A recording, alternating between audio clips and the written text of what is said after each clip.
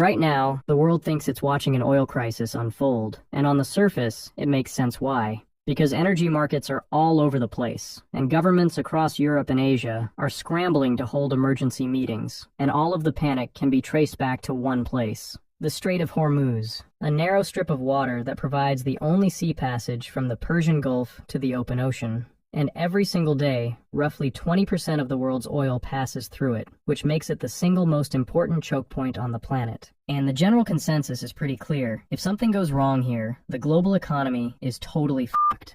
But maybe that's just the story we're being told, and maybe it's only half the story, because the truth is there's a lot more going on here. Because the real story isn't just about what's happening, it's about who it's happening to. Because oil shocks don't hit the world equally, and they never have. Because while some economies get crushed, others quietly benefit. And that's what this story is really about. It's not a story about a crisis, it's about positioning. Because most people still think this plays out like it did 20 years ago, where instability in the Middle East leads to an oil shock, which eventually hits the US economy. And for a long time, this was true. Because 20 years ago, the United States was heavily dependent on foreign oil. In fact, roughly 60% of the total petroleum consumption was from imports. So when the global supply got disrupted, the impact was immediate. Prices spiked, inflation surged, and the economy hit pause. It was a clear, linear relationship. But that version of the world doesn't exist anymore, because over the past 2 decades, something changed. New drilling techniques unlocked massive shale reserves for the United States, and production boomed. And suddenly, the United States didn't just reduce its dependence on foreign oil, it flipped the entire script.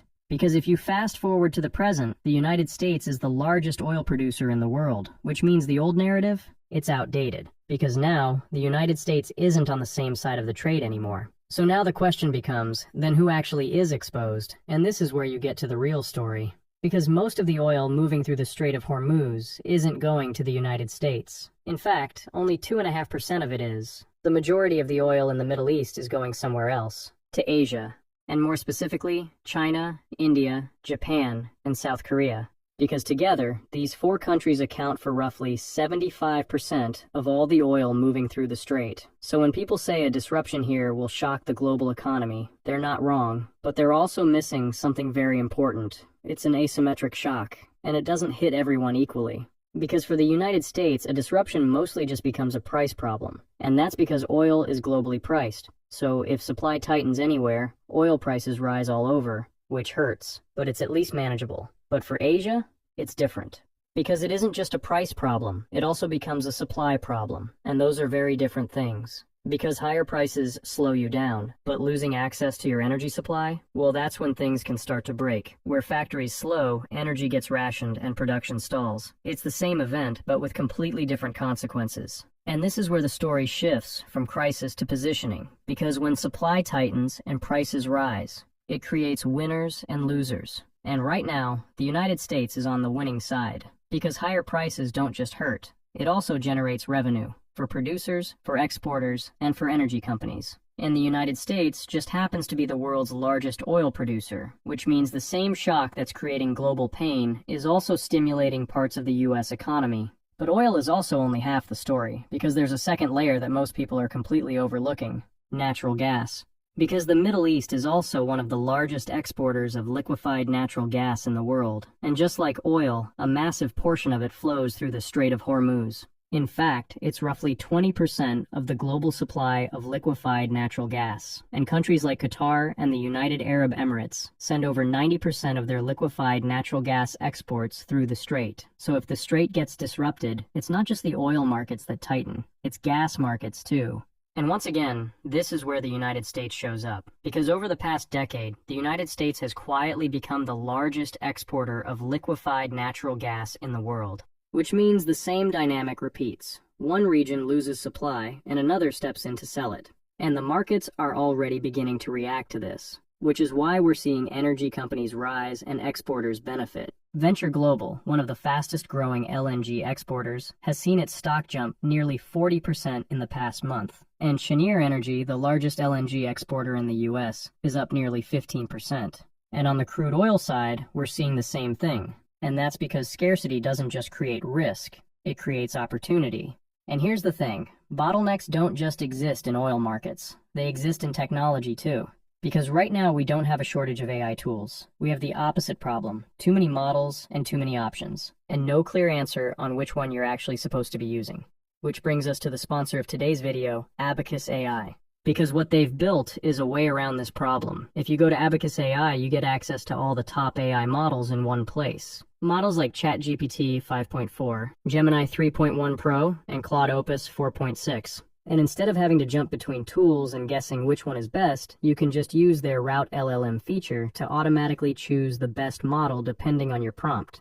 And it's not just text either. You can generate images, videos, and full presentations. And there's even something called the Deep Agent, which creates apps, websites, softwares, and more. And the best part? This is all only $10 a month, which is a lot cheaper than paying for all these tools separately. If you're interested, you can check out Abacus using the link below or in the pinned comment. Thank you to Abacus AI for sponsoring this video. And now back to oil. Because if the disruption in the Strait of Hormuz is quietly giving the United States leverage in global trade, then now the question becomes, who is the biggest loser? And the answer to that is China.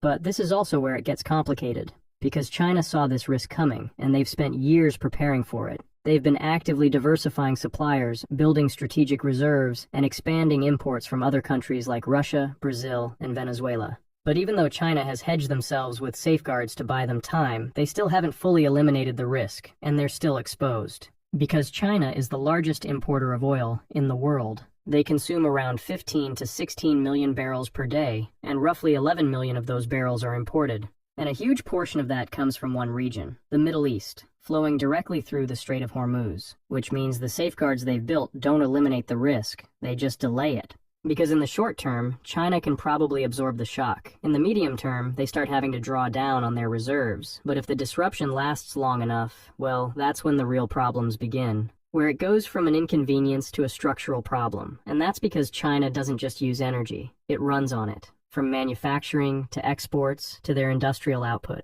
The core of China's economy depends on a constant flow of energy. And when that flow gets disrupted, then the pressure builds. Which brings us to the part of the story that almost nobody seems to be talking about, and the main takeaway for this whole thing. Because if you zoom out for a second, something about this entire situation looks strange. Not the conflict itself, because conflicts happen all the time, especially in the Middle East, but the timing of it. Because right as tensions around the Strait of Hormuz started escalating, something else was happening. Trade negotiations between the United States and China were reaching a critical point. Whether it was tariffs, technology restrictions, or supply chain decoupling, for years, the economic and political relationship between the world's two largest economies has slowly been unraveling.